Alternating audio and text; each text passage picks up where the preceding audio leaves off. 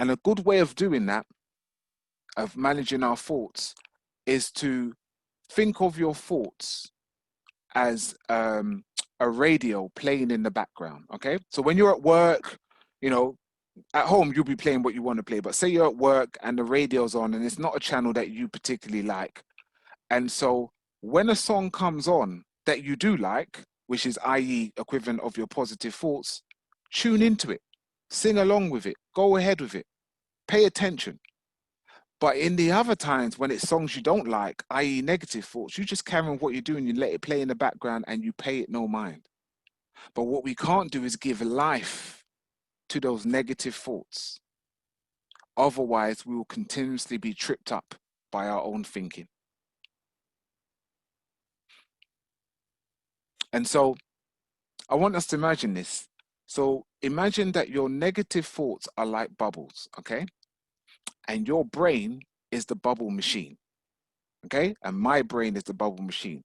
We will always have, you know, negative thoughts coming into our mind, saying things, they're going to laugh at you, it's not going to go well, you will fail, you don't look good in that, you put on weight, all of these things that the rats, the gremlins, the messages, the inner critic wants to say to us, okay? And we can't pop every single one of those bubbles.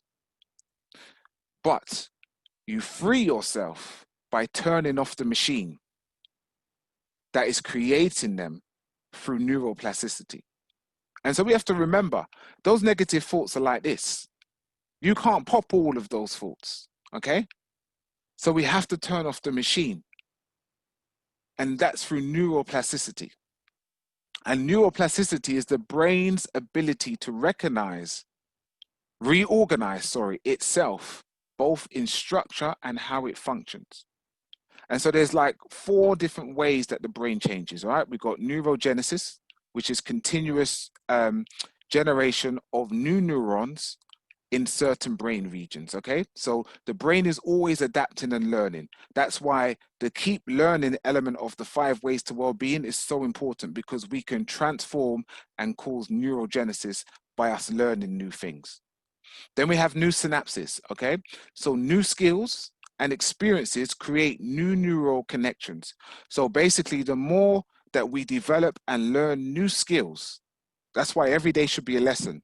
The more that we learn new skills is the more that our brain is being transformed and it's growing and it's expanding.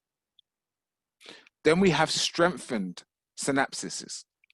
So repetition and practice strengthens certain connections. So the more that we practice and we do something, we get better at it, because our brain is adapting, growing, and expanding because of that learning. That's why we have, where they say 21 days or 30 days to form a new habit, because you are strengthening that pathway. That's why people stop addictions. That's why people change. That's why people can walk in new behaviors, when they learn and understand how the brain works and what they can do to change their past life. And then we have the weakened synapses. So basically the connections in the brain, they aren't being used as much anymore. They get weaker. That's why, say for example, things that you learn in school, if you haven't practiced those and you did the same exam again, you probably fail, because those certain parts of the brain, they've been weakened. Try and do algebra now, or try and do something that you learned when you was in school, and you'll be like, oh my gosh. And so it's really important that we recognize and understand we can change behaviors and habits that we don't like anymore by not operating out of that frequency, by not generating that same energy, and by doing other things.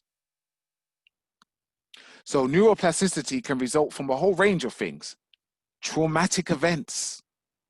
Traumatic events make people keep reliving it, thinking on it, dwelling on it. And then all the time they're doing that, they're reinforcing a pathway. Stress. Stress creates, as we saw earlier, the stress hormone responses of adrenaline and cortisol. Then we have social interaction. That's why when people are around people and we talk about connection and they're connecting with other people, it does something for them because it also releases oxytocin. Oxytocin is what is known as the love or the hug hormone, but it's developed from relationships with other people, and that strengthens pathways in the brain. Then we have meditation, focusing and being present in the moment. Then we have emotions, learning, paying attention, diet, exercise, and new experiences. All of these things are how neuroplasticity can take place. But there is a bright and a dark side to neuroplasticity because it says neuroplasticity makes your brain resilient, something that we all want. Neuroplasticity enables you to recover from stroke, injury, and birth abnormalities. You can learn new ways of being and responding to conflict through neuroplasticity. Okay. And in many cases, you can also overcome depression, addiction, obsessive compulsive patterns, ADHD, and many other health issues. So, neuroplasticity plays a major role when we want to make significant changes in our lives. Okay. It plays a major role, but it does have a dark side. So neuroplasticity means the brain is always learning, okay? But the brain is neutral. It doesn't know the difference between good and bad.